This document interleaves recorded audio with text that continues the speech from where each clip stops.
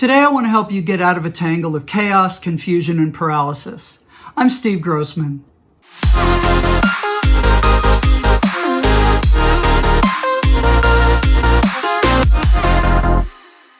All of us today are overwhelmed with information. That's not news to you, I know, but some of the things that it's doing to you may be news, and that's what I want to address.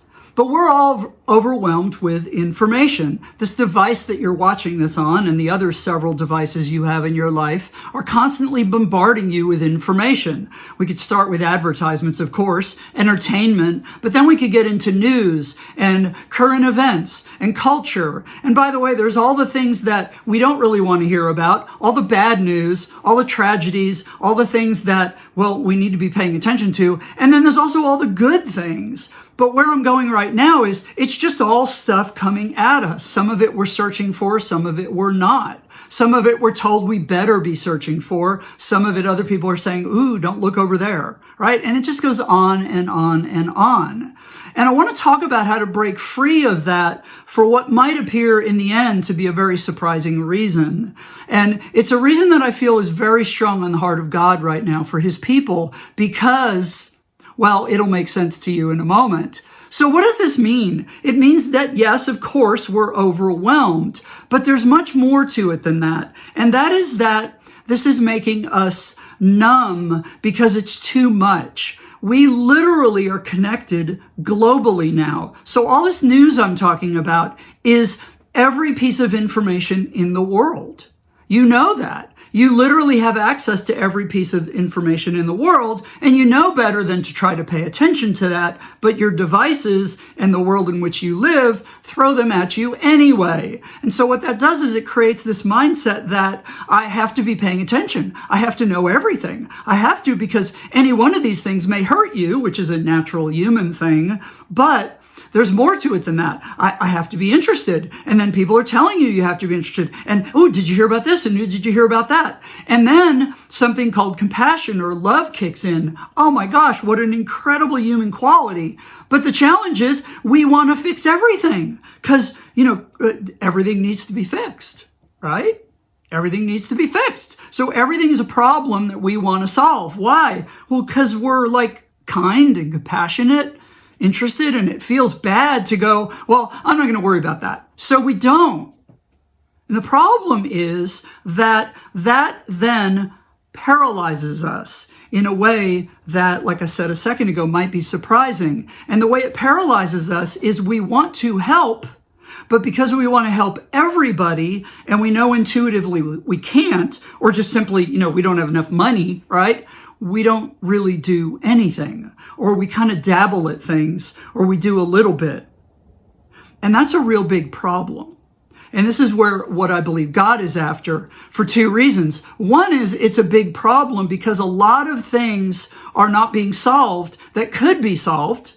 And then secondly, most of us human beings in this paralysis, which is most of us human beings, are feeling paralyzed. And paralyzed is not a good feeling. And we're not created to be paralyzed. We're created to prosper and to contribute and to be creative and to change the world around us. Now, the world around us might be our home or our neighborhood. For some, it might be the community, the town, the city, the nation, the world. I don't know. We might solve cancer. But if we're paralyzed, we're literally going, oh my gosh, I want to help. I want to do more, but I just don't. And we don't even realize that we're stuck. We're trapped. And if we're at all effective, we're ineffective because we're just not doing a lot because we're not focused, which of course is where I want to go and where I believe God is wanting us to go. He's wanting us to apply a couple of quick principles from Scripture to this. And one is to trust him. In Ephesians 6, in verse 13, it talks about standing. It says to stand your ground, and after you have done everything, to stand.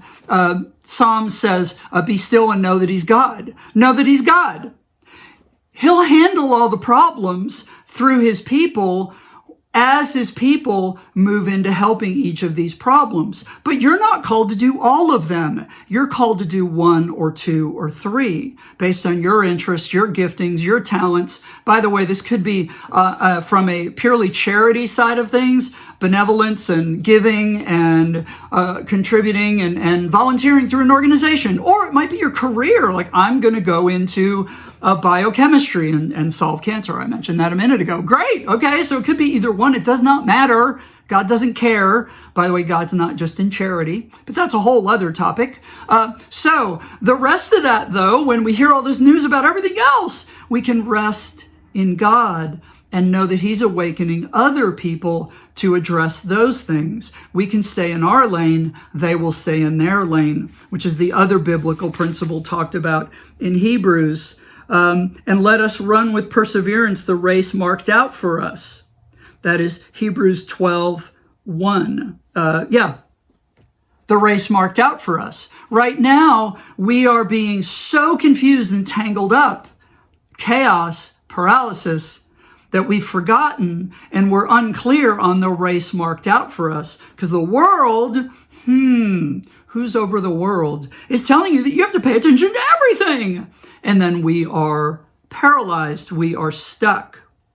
98% of spiritual warfare is distraction. So we are distracted by everything, and then we're too worn out to do anything.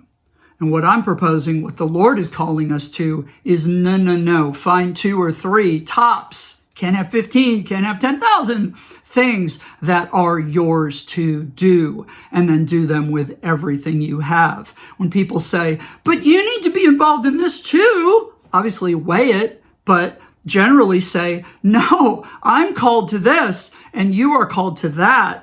And that is wonderful. And that's how our God works. Many parts of the body working together to accomplish his purposes on earth. And that's, of course, what we're here for. And the call of, well, all of history, really. And that's what we're talking about here. So quit with the chaos and confusion and paralysis. Pick 2 or 3 things you're interested in. Become an expert at that. Stay in that lane and just nail it completely and watch the world change. I hope this has helped. Thanks. Bye-bye.